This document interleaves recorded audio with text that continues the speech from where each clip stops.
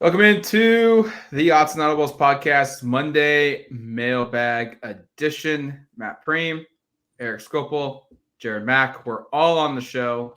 There's a lot to get to. There's been an eventful week for the Oregon Ducks across all sports, it feels like. And that's going to be reflected here on the show.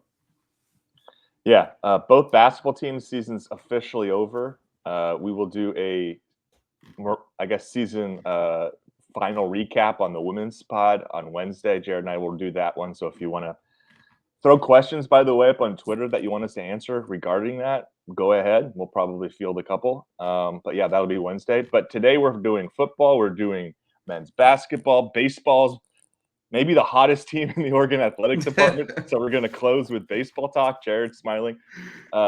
But first, we are going to start with some football recruiting with a question from @Black Dreams. I believe this is a multi-time question asker, so thank you for listening and participating. This question: with Air Noland announcing his top 7, including Oregon, and a commitment date rapidly approaching, what is the percentage chance that he will be committing to Oregon? #Autzen Audibles. Also, thank you to all 4 question askers. We have a clean sweep using the hashtag. That's great. Makes it a lot easier for me to find. Yeah, to this question, I think I wanted to start here in part because when we talked about what would make a recruiting success for spring, one of the items I noted was let's figure out who these top quarterback targets for Oregon are. And shortly after I made that comment, we see Noland include Oregon in a top 7. I don't know how great I feel about it, but Matt, I will toss this one to you. Like, is Oregon in the driver's seat, close to the driver's seat? Are you feeling like they have a good chance? I know you hate giving numbers, but maybe give a number if you could feel comfortable doing it. They're not the favorites. I will say that.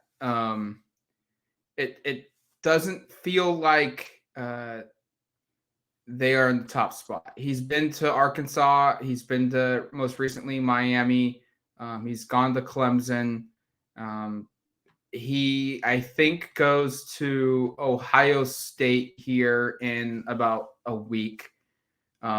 He's been to Texas A&M and he's been to Alabama. To my knowledge, he's not been to Oregon. He's making a commitment April 8th. It's going to be a tough sledding for him to get to the University of Oregon before April 8th. If he's going to Ohio State this coming weekend, maybe he does, but I just have a hard time seeing a guy from Georgia pick a school across the country that he has not visited for a commitment.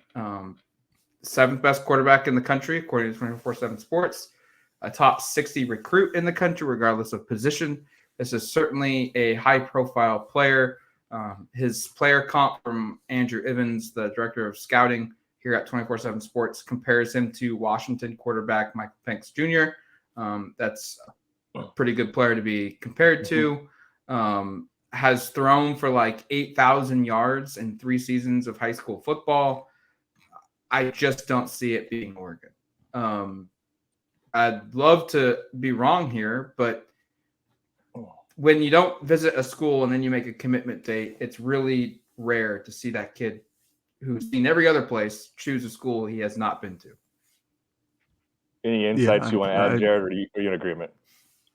I was just going to agree with it all, basically. I mean, it's kind of, especially the last part where it's the kid puts down a school but hasn't visited, like the writing's kind of on the wall. Like, it looks good. It looks good on the top 7 or top 8 graphic for Air Noland, which is the best name in the class by far. But even if he did visit, you're still trying to get a kid from Georgia to come all the way to Oregon over schools like Clemson and Miami and all these more, in reach schools. So there are certainly other fish in the sea for Oregon in the quarterback, but I think I don't see Air Noland coming close to Eugene. I kind of wonder the aspect of landing a top 5, top 10 quarterback in this recruiting class for Oregon. I mean, they're in there for the number 1 guy, Dylan Raiola from Pinnacle High School in Phoenix, the quarterback for Juice Robinson, 5-star tight end. That's still kind of considering Oregon right now for 2023. They're in there for Elijah Brown from Mater Day. I mean, they've thrown an offer his way, they're in the picture there. But I just don't think a top 10 guy this season is probably going to happen. In large part because those are the only two. There's 3 guys in the top 10 class that haven't committed yet. So the top 10 is pretty much done. Oh yeah, 4. Jaden Davis. I forgot Jaden Davis. And then you look at the top 20, and it's over half that group is done as well. So a lot of these commitments have already happened, and I feel like if Oregon's going to land a guy, it's probably going to be that middle tier player who you've seen plenty of times show up at a school, not just Oregon, and be really good right away. And also middle tier guys, they just don't pan out ever. I think that's probably where Oregon's going to find a high school player. And it's almost looking like just a long view out. It feels like they're going to add a mid-tier guy plus a portal guy this coming off season. Yeah, I'm in agreement, Matt, in terms of, and that's kind of why I wanted to start this, because I figured we would all be in agreement, that Air Noland, which I maybe skipped over, his first name is A-I-R, Air, which is great for a quarterback. So ran through that, but I don't think he'll be playing in Oregon. I think I knew that was going to be, or I figured that would be the consensus, and I thought we could have a conversation about where does Oregon go at quarterback in 2024? And Matt has done a nice job of outlining, like, if it's not Raiola, who's from Arizona, or Brown, who's from Mater Dei in California, there's not a lot of guys with West Coast ties that are still up here near the top 20, top 25 quarterbacks. Isaac Wilson might be familiar, younger brother of Zach Wilson, NFL quarterback. He's probably going to, I would imagine, end up staying in state in Utah. I know that probably the name, and I know it's way farther down here. A couple names to know: Michael Van Buren, who's the 21st ranked quarterback, and then way further down is Luke Moga, who's an up and comer, who I know Oregon has offered and is involved in the recruitment. He's like 53rd on this list. Those are kind of more the names I think you're probably going to see Oregon taking a look at, or maybe entering some recruitments that they haven't so far with guys that are kind of in that ranked 25th nationally at the quarterback position to 40th range. So not to get too down on it, because Oregon already has, assuming they stick around, Ty Thompson and Autzen Novosad, who are much more highly rated than anybody that Oregon has, I think, a realistic chance of getting, unless they do pull the rabbit out of the hat and land Raiola or Brown, who are, again, 2 of the top 3 quarterbacks in the country, and it's possible. But I think there's also a more likely scenario where they end up taking, as Matt said, a little bit less of a recruit, lesser of a recruit from a ranking perspective, and then hit the portal, which I think they were going to hit the portal pretty much regardless, based upon kind of the way the roster is set up. But we'll see what they do from a prep situation. I mean, I also wonder, like, if they get to a spot where Ty and Austin agree to come back, and they get to a point where they find someone in the portal they like. This is a question for you, Matt. Is there a possibility they don't take a prep quarterback in 24 if they just don't like anybody, and stick with those 3 players for that season, and then maybe recruit 2 in 2025?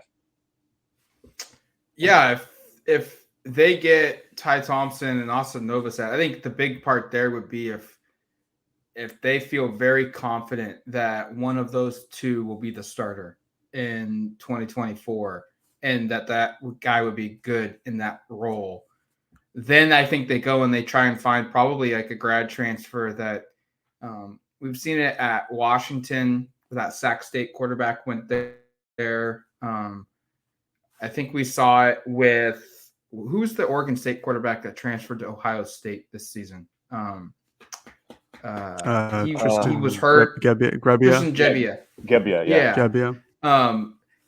Go out and find a guy that's like, I had my moments, but I want to play at big boy football. And if that means I'm the backup, I'm okay with that. I want a chance to win the job, but if I lose it, I'm okay being the backup at a big boy school, or at the highest level of ball, because he wants to experience that. That's, like, as crazy as that sounds, that's like a market now. There are quarterbacks every year that are looking to do that. I mean, that would be the transfer portal guy I would go after if they're not going to take a high school guy, and they feel confident that Ty and Austin are one of those 2 guys are the player. Because if they go portal and it's an elite dude, I think, and you don't sign a high school guy, I think one of Ty and Autzen are probably gone. Like, I have a hard time looking at them saying, like, wait a minute, I just put, especially Ty. I went through two different coaches, two different quarterback battles with transfers, and I've done my time, and now you're going and adding a third guy, to take a spot. Like, I'm sorry, I'm out. Like, I would be really surprised if he stayed.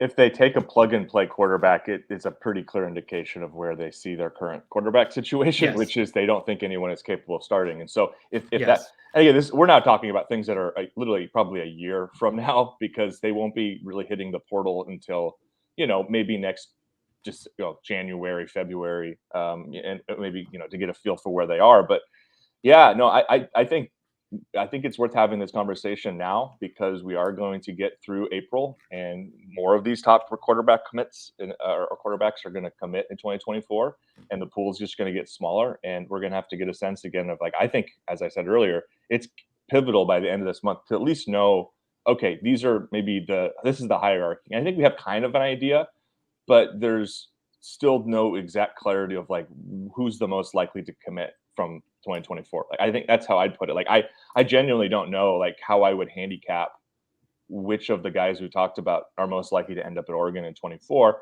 I hope by the end of April we can kind of have a further clarity on that discussion, and some of that will help inform perhaps what they'd look to do in the portal if they want to go hit the portal. And obviously a big part of that's going to be the development of Thompson and Novosad behind Bo this fall. So quarterback position, always interesting. And I think from a recruiting perspective, this is maybe going to be a little bit of a different year than what we've seen the last couple, at least last year, where they went from a 5-star, maybe the best quarterback in the country, to a very, very good top 4-star recruit in the blink of an eye. And maybe that's also worth bringing up, that guys are committed to other schools, but that didn't stop Will Stein and company from flipping somebody. So there could be a guy here who's committed elsewhere who ends up being an Oregon target. That's a good point. They may flip somebody. Yeah. So, all right, we're going to jump to the second question here from @Ross_Maselich. Ross probably gets almost too much play on our podcast. I feel like we have a question from him every time. So that's not Ross's fault, because he continues to ask, but that's probably my fault for picking him. Looking back on the interview with Dan Lanning, what were your thoughts on his responses to two particular questions? And he wanted to know what our thoughts were on the interviewing coaches to see what they know in addition to being interested in hiring them, and 2, the background checking portal players. And he did use the hashtag, so thank you, Ross, for doing that. I'm happy that, first off, I'm happy someone had questions following up on our pod last week. I thought that went pretty darn well. I thought it was fun, and I know we've seen some really positive responses from folks online, so appreciate that. And to Ross's point, like, the first point in particular was one that I know after we finished the interview, that was one of the first things we talked about, is being like, that was kind of interesting, was just that, Dan kind of pointed that, in the interview process, you're going to talk to a lot of people. Some of them you're really serious about hiring, and some of them you think are really good at their job and maybe know some insights that you kind of want to pick their brain a little bit in the interview process. Like, makes a lot of logical sense. But again, because I haven't really been a part of many college sports interview processes, that would be zero. I had no idea that was kind of maybe an insight you're trying to garner. So I found that one to be pretty interesting. And then, the second one, we've heard a little bit about kind of what they're looking for in portal in the past, but for him to go in depth in terms of some of the difficulty of finding intimate knowledge of players, which was what he said is valuable in background checking for portal players, but also that it's difficult to maybe differentiate between, is this program going to be upfront and honest with us about this player or not? And that's where you need to have some sort of maybe relationship on that previous staff, or a recruiting relationship built over time, or some relationship to someone in his past, because as he said, I think probably better than I'll make an attempt to say, like, you might recruit a player from a school who wants that player to come back. So they might not tell you very positive things about that player because they don't want you to be that aggressive in pursuing them. So yeah, I thought both of those, good catch, Ross. I thought those were two of the more notable kind of elements of this that Coach Lanning shared. Yeah, it's certainly noticeable. Just like Erik said, when the podcast finished, I think the interviewing coaches to see what they know. I think that was one of the first things that we brought up. Definitely a savvy move by Dan. Definitely something that I've heard of in the past by coaches, not only just in football, but in other sports. And it was kind of fun to hear that, yeah, that's a real thing. It's not just kind of like a rumor or anything like that. It goes on behind the scenes. And why not? Why not do it? Because if you hear something that's interesting and say, oh, well, I never really thought about that, but maybe the guy doesn't fit the personality or has the work ethic or whatever the case, that Dan says no to hiring them overall. Yeah, you want to take advantage of that. And for the background check of the portal players, we've heard this before. That wasn't necessarily the most intriguing thing because Dan has often talked about the relationships that you need to figure out if you have with these guys before you recruit them to your school. And you look at most of the guys that Oregon has added through the transfer portal this past season, most of them have somewhat of a relationship. Jordan Birch was a guy Dan recruited hard at Georgia. Evan Williams, obviously, I don't really think I need to go into that one. Tez Johnson, another one. Pretty good relationship there. And it's not to say that all of these guys have relationships, but there are some clear ones that you can look back and be like, okay, yeah, there's a clear relationship there. But behind the scenes, Dan has that notebook full of coaches and full of guys that he knows that maybe he'd like to hire, but all those guys are connections. And for a player like Tysheem Johnson, that's a guy that Dan and Georgia probably recruited out of high school. That's certainly somebody who I'm sure Dan and company have a relationship with. Yep. Go ahead, Eric. Wilson Love also worked with Tysheem for a year. Yep, at Ole Miss, which means that Jaworski Beckham worked there. Yep. And he and his son, can't remember his first name, who was on Oregon's roster. I think it's DJ Beckham. Is that right? DJ Beckham. I have the roster right in front of me. 31. Yeah. I don't know. He's not there. Oh, yeah, 35. DJ Beckham. So that means that he was there with Tysheem for a year. So, yeah, there's all these connections, and it wasn't necessarily overly surprising to hear that, but to hear him go a little bit more in depth than normal was nice. I think the interview part, that's just like smart practice because I've talked with a couple of professional friends that I have. I've talked at length with some family members of mine when job opportunities come up, whether it's in my current role or something that's happened previously, like do the interview, even if like you're not really 100% locked in on the job that's coming, that the company's coming after you, wanting you to interview, or even if you don't think that you're qualified for the job, do the interview because you'll learn a lot about yourself. You'll learn a lot about, how that company operates, if it's in the same field or whatnot.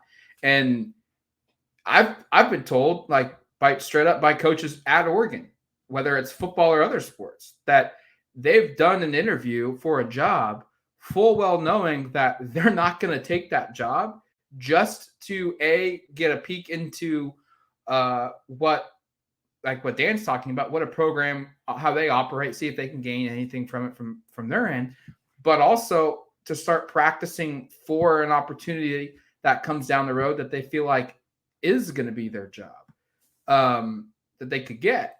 So I'm all for this. I think this is smart practice. I think you have to do this because one of the things that Dan talks about a lot when it's recruiting or when it's assistant coaches or what have you is relationships, building relationships and maintaining those relationships. And I wish if we could go back and follow up a couple questions, this would be one, because I'd be curious to say, like, what he would say is, was there ever a point where you maybe did an interview with somebody or you interviewed for a job and that conversation locked in, the idea that I'm not going to work with this person now, but I want to be able to maybe have him on the list of available people I want to work with down the road when something happens. I'd be curious if that's kind of ever happened before.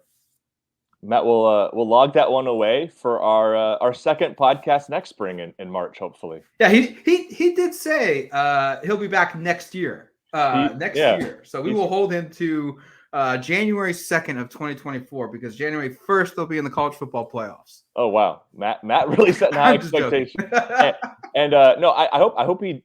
It seemed like the interview went well. I hope he comes back another time. We really appreciate it. I know there were those were just. I just wanted to give an opportunity to kind of reflect on some of the things. Is there anything else you guys thought was pretty interesting from the podcast you wanted to talk about, or should we head to break? I think you just got to go and listen to it. Yeah. It's an opportunity for him to kind of open up a little bit. I think Jared's question of the playlist. Right. I mean, he even like joked with us, like he asked us, like, you didn't think I'd open up to you, did you? Like, because he's a very, short answered, he even told Erik, like, I'm not going to answer questions that don't give us a competitive advantage. And, that makes it hard for us sometimes in the media to kind of come up with a way to get him to be personable and to show who he is and what have you, and also get him to answer questions, and because it's going to help the program. But I thought we did a good job with that, and I would highly encourage others, if you haven't watched it or you haven't listened to it, it's on YouTube, it's on podcast platforms, wherever you listen to them. Go back and listen to that as well. All right, let's take a quick break. When we come back, we'll continue this edition of the Autzen Audibles Podcast. All right, welcome back to the Autzen Audibles Podcast. Matt Prehm, Erik Skopil, Jared Mack. 2 questions in, a couple more to go. I'm realizing I didn't do a great job of diversifying our question askers, because here's another familiar name. At Nash_Duccaneer. Men's hoops question. He asks, if you could have led one former Oregon men's basketball player on this year's team, who would it have been and why? And then Nash says, I would have wanted Peyton Pritchard simply because he was a reliable scorer and this team needed that. Hashtag Autzen Audibles. You guys are the basketball guys. I'll let you guys answer first. And if I have any lingering thoughts, I'll throw in some names from my childhood maybe that would have been fun to have had.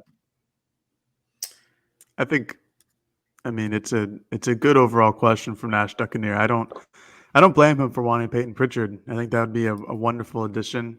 I wouldn't go with it, although I did think about it. I think I would really want Dylan Brooks on this team.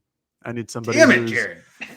I know. That was also who I was going to pick. That was also my name too. That's yeah. Funny. I mean, it's the clear-cut cookie cutter guy that they needed on this team. They needed a wing who was 6'6" to 6'7", someone who could shoot, someone who was, pardon my French, but a badass and wouldn't stand down to somebody, which this whole team kind of did all season long by not jumping into games and, kind of letting other teams do what they please at points. They needed an enforcer. They needed somebody who could make a three. They needed somebody who other teams feared going into a game where, if a team feared N'Faly Dante, they just double or triple teamed them, and then that was it. Like Oregon was going to have to make a perimeter jump shot, which we all know they couldn't do. Peyton Pritchard would be a good addition because he can hit a shot. I thought about Anthony Mathis, but that would require somebody to be able to make a pass, which rarely happened this past season. And then Brooks also adds a lot on the defensive end. He rebounds, plays individual defense one-on-one very well. Just guys like that are really helpful. If you look at what Brooks does in the NBA now with the Memphis Grizzlies, it's the same similar role, just an enforcer, a guy who probably takes way too many shots, but at least hits them at a decent clip. But I think that is much needed on this past year's team. So I guess Dylan Brooks, I think that's the easy answer for me. I said Dylan Brooks because I felt like you'd be solving a problem that you kind of already have a solution for. I'm a big believer in Will Richardson being your third best option on the team, being very good in that role, being elite in that role. Go back to his 2 best seasons, were his freshman and sophomore year. His freshman year, he played with Peyton Pritchard and Chris Duarte, 2 really good 1 and 2 options, both in the NBA. His second best year, Chris Duarte, Eugene Omarui. Both those guys are currently in the NBA. And Will Richardson was really good at distributing the ball, at spot up shooting. So you make Will Richardson better if you find a player to surround him with, which only elevates the program even more. I think I would go Brooks because while Nate Biddle was solid at the 4, I don't think that was a weak point in the lineup for Oregon. Biddle clearly is the better center for his personal play, as we saw in the NIT, a much better fit for him. And that's not to say he's better than N'Faly Dante, but I would take Brooks. You play more Biddle at the 5. Brooks can also slide down to play the small forward position, which gives you a little bit more size. So Kuznard is at your shooting guard spot. He can play inside out. And Jared said it best. Like, this team didn't have the asshole, and Dylan Brooks is an asshole. But fortunately for Oregon, he was their guy that everyone hated, and he's the player that if he played for Duke or if he played for Arizona, or he's Kirk Harisa, but because he played for Oregon, everyone loves him. But if he didn't play for Oregon, everyone would hate him playing against him because he was good. He would have big games. He was flamboyant, talked a lot of trash, and he just did the things that really annoyed you. And really good teams have those types of guys. Maybe they're not like straight up villains, but they're guys that it's like, God, I got to play this guy again. He always kills us, or he always makes that big play and gets to celebrate. Like, they didn't have that guy this season that had that persona, that had that mentality of like, this is my team. I'm going to let everyone know it on my team, and also the other team and all the fans, plays into the role and backs it up. That's the important thing, backing it up. So I would have gone Dylan Brooks. I think you could pick Pritchard. I think you could pick Brooks. Shoot, I would pick Elgin Cook on this team. I would pick, Tyler Dorsey on this team would have been something special. Jordan Bell on this team would have been something special. How far back do you want to go, Matt? Because I was gonna suggest a player. I'm curious on how you think Luke Jackson would fit on this team. That'd be a really good one. Go ahead. Sophomore year, Luke Jackson was phenomenal. He'd do a lot of stuff. I almost wonder though, like, would it be like his senior year where he had just enough talent around him where they were competitive, but they relied so much on him that he couldn't do it all. Like, that year with Aaron Brooks when he got hurt. Right, and I think they ended up winning the NIT or playing in the championship. I can't remember what the outcome was. They were close. They lost in the quarterfinals. I just remember. Well, I remember the Colorado game was the one where he scored like 28 unanswered himself. Anyway, I think Brooks is the answer because of the temperament, which I think was a big part of issues this year. Matt's done a good job laying it out. I have not been a big fan of everything Dylan Brooks has done professionally. It's been a really tough year if you follow some of that stuff closely. There's been several things that have been not to people's liking probably, but I'll tell you, people who love him, they're in Memphis. He is, I think people don't necessarily like his shot selection, but they love his temperament. And that's sort of a thing that is kind of rare to a certain degree too, of like having a player that, won't ever kind of step down in competition, and B, will be the kind of the one who, I guess, initiates conflict. Like, those are things that can be a real positive in sports. And I know people, as Matt said, hate those players when they're going against them because, Kirk Risha from Arizona, people hated him. People don't like Dylan Brooks. People don't like Draymond Green. People don't like Grayson Allen. And Grayson Allen, some of that stuff was a little different, maybe closer to some of the professional Dylan Brooks stuff. But, in general, I think temperament's important.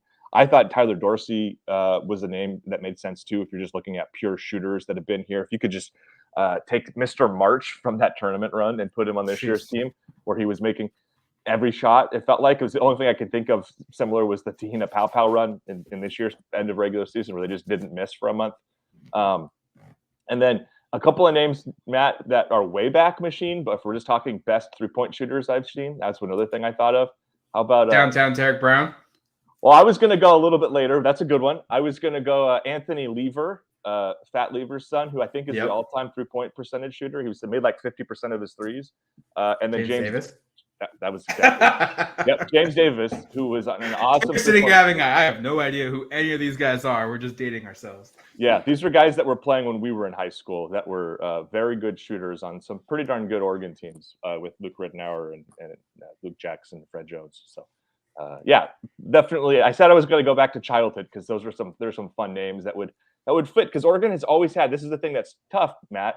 Is Oregon's always had really good 3-point shooters, and to have a season where it's such an issue is kind of tough. Or multiple seasons where they're lacking multiple seasons now. This has been historically a thing that you would point to under Ernie, certainly, and then most of the Dana Altman era was like they're always going to have good 3-point shooters, and that's just not been the case. How could we not mention Tawan Porter? Oh, yeah, the man single-handedly destroyed UNLV in the Sweet 16 with his 3-pointers. He's also the Pac-12's all-time 3-point makes record holder. I actually think that would be a bad fit, though. Can we be honest? Because you mean adding a 5'6" point guard? Yeah, isn't a good idea. I don't know if that works, especially because if he could just shoot threes, maybe, but he by the end really required the ball a lot, which is again not ideal for a 5'6" player to be like a 40% usage rate player. But what are you gonna do? Also before Jared's time. I remember watching Gamecast on Yahoo when I was in the dorms, refresh the first game of the season because a game wasn't on TV. Not all games were on TV at that point. And Tawan Porter, who I think no one really knew who he was, had made like 9 threes in his first game ever as an Oregon Duck. Pretty crazy. I think he set the school record for threes made in his first game, which is pretty hard to do. All right, Jared, to some things you know way more about than we do, so you don't feel maybe left out of the weird conversations from 2003 Oregon basketball players. Nice. All right, from @TheoWinter. And by the way, before we ask the question, I saw on social media that Jared and Theo had a little bumped into each other over at some baseball. And Jared, nice to see a fan, right? Yeah, always nice to see a fan. Fans of the Autzen Audibles podcast. Yeah, I met Theo at PK Park before first pitch. Took a nice picture. You can see it on my Twitter. Good guy. Always happy to meet a fan. Always happy to meet somebody who won't just yell at me from the sideline. So it was good to meet Theo and great guy. So happy to do it. All right, Theo getting his question in here a day after meeting legendary Oregon podcaster Jared Mack. A big day for Theo, and a big day because his question will be answered on Monday from Theo. I realize Northwestern State isn't exactly top tier, but with the bats going off the way they did and the pitching getting a bit of a confidence booster after this past series, on a scale of 1 to 10, what's the confidence level to take this series against Arizona? Hashtag Autzen Audibles. They won all 4 games, Jared. We talked about it last week. This is what we hoped would happen. They did it. And how does this to Theo's point, how does this impact their season? Well, I think overall in the season, it certainly helps. You'd like to win more than you lose, or at least that's what they tell me. In terms of the confidence rating going into this Arizona series, it's probably like a 6 or a 7. I think Arizona is a solid program. All the games are going to be down in Tucson. I think it was really important that Oregon is on the 6-game winning streak, and really important that the bats came alive. They outscored Northwestern State. 63-7 over this 4-game stretch. They hit double digits in 3 of their 4 games, every single one except for Sunday, where they won 5-0.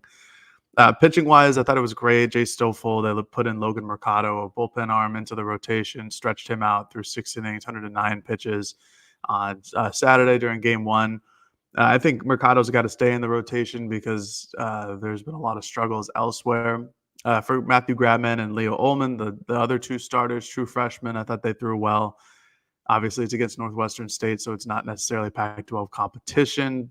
But, there are some good things to take away from that. But I think the offense is the main show here. It was very reminiscent to last season's 2022, their offense, where they could score anywhere from 8 to 14 runs a night.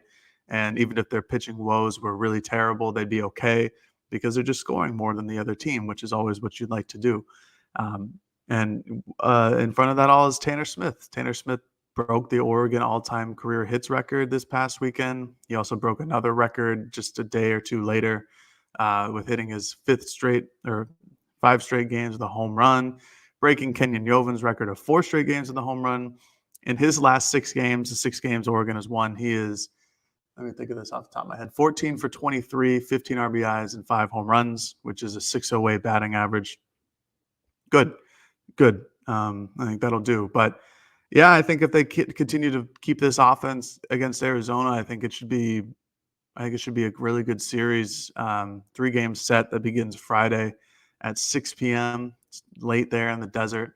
But I 6 or 7 on the scale. I think it's important that Oregon got these 4 wins over Northwestern State. But it really matters what they do in Pac-12 competition, because they have Arizona, Oregon State, and then Stanford on their schedule, which are 3 of the better teams in the Pac-12, which will really have we'll know after these next 3 weeks how good Oregon is as a team.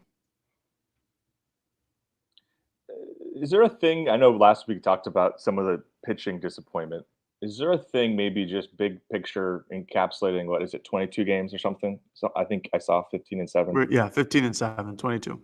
Is there a thing that maybe you're most encouraged by? Like, because last week we focused on the negatives. I know you just focused on a really positive weekend, but like, is there an area that in general you come away going like, wow, they've kind of maybe are a little bit ahead of where you thought they'd be in terms of, I don't know, you can let me know. I don't know enough about the team to have an answer, but like, is there the middle of the order is better than you thought it would be? The middle of the infield, I don't know. Gosh, I would just say the bullpen. I think the bullpen has been better than I expected it to be. There weren't a lot of names going into it. Matt Dallas was the reigning Pac-12 pitcher of the week. Josh Melares hasn't allowed a run all season long through 11 innings. He's got 18 strikeouts on top of it. And then there's been some good freshman arms. The lefties are a bit concerning. They walk a lot of people, and they're true freshmen, so you never know how they're going to do. They're really up and down. Right. I would say that Oregon is rounding into a form that I wholeheartedly expected at the start of the season. I wouldn't say anything is blowing me away. I wouldn't say anything is making me feel overly comfortable. The offense, although the last 6 games has been great, that's exactly where I expected them to be going into the season. You still have guys hitting in the lower 200s or mid 200s. This is a lineup that last season scored the most runs in Oregon history, averaged over 7 runs a game, hit the second most home runs in the Pac-12, scored the second most runs in the Pac-12. So, and they return some of their really good hitters. So these are numbers that should be posted as they are these last couple of games. But yeah, I guess give me the bullpen as an option where I'm a little bit pleased by it. But I think this team should be really good, and we'll really see if they are these next 3 weeks. Cool. I'm curious, just kind of as the season's gone on. I know you've talked that behind the scenes that your readership is up for baseball this season. What's been your read on the pulse of just the fan base here? Are we seeing more people in the stands this year than we were 2 years ago? Are we seeing more interest in the program? It feels like there is, because I'll admit, like, the tail end of George Horton's time at Oregon was painful for me to watch because it was boring baseball, station to station. And like you mentioned, last year they were prolific in hitting, homers and ball coming off the bat. A lot of those guys are back this season. Just, do you feel like an increase in fan interest for Oregon baseball? Yeah, I would say so. I would say on an average, there's probably more people in the stands at PK Park than there were 2 years ago, and probably even more last season. Or definitely 2 years ago because of the pandemic, but definitely more than last season as well. Right. Yeah. The pandemic doesn't help, but yeah, I mean, Wazikowski has turned this team into one that is fun to watch, especially when they're hitting right. It's a deep lineup. Plenty of home runs, plenty of doubles, plenty of good plays in the outfield by Bryce Betcher, Colby Shade, just 2 tremendous fielders. But again, at this point in the season, it truly depends on how good the team is. So if Oregon continues to win and they I don't know, they sweep Arizona and then they play Oregon State at home, I would expect there to be a good crowd, people traveling from Corvallis and people from Eugene or the surrounding areas to come and watch the team. Because if if they have a good series against Arizona, there's a chance they might be ranked. And Oregon State's kind of gotten off to a semi-slow start this year. But anyways, I think at this point in the season, it depends on how good the team is and how good the weather is. Because when the weather's good, people enjoy coming out to the ballpark. And PK Park is a lovely venue. It's basically brand new in terms of baseball scales. Cheap beer too, every once in a while. So I think that's a nice marketing point. But yeah, when the weather's nice and the team is good, there's a solid amount of fans. Last season was the same thing. So again, as long as they continue to win, I think people will come out. And as long as the baseball gods give us some good weather, then more people will show up. But overall, I would say that there's a bit more of an interest in the team this year than there was last season. It's good to see. Good to see. All right. That's going to do it for us here on this edition of the Autzen Audibles podcast. Thank you for submitting your questions. Thank you for listening to the show, watching the show. And hey, it's been a while since we've had a lot of football questions. So I'm going to challenge, if you've gotten all the way through this podcast, you are one of our diehard listeners. So thank you. I'm going to challenge you guys. Next Monday, let's try and get 4 football questions. We haven't had a football-dominated podcast mailbag question submission for a while. Let's see if we can get that back. I'm going to challenge, see what happens here. Yeah, and not to mention that next Monday, that's like the eve of the start of spring again. So yeah, that'll be a good time to get some questions at. All right. Until then, you've been listening to the Autzen Audibles podcast. Talk to you later, folks. Peace.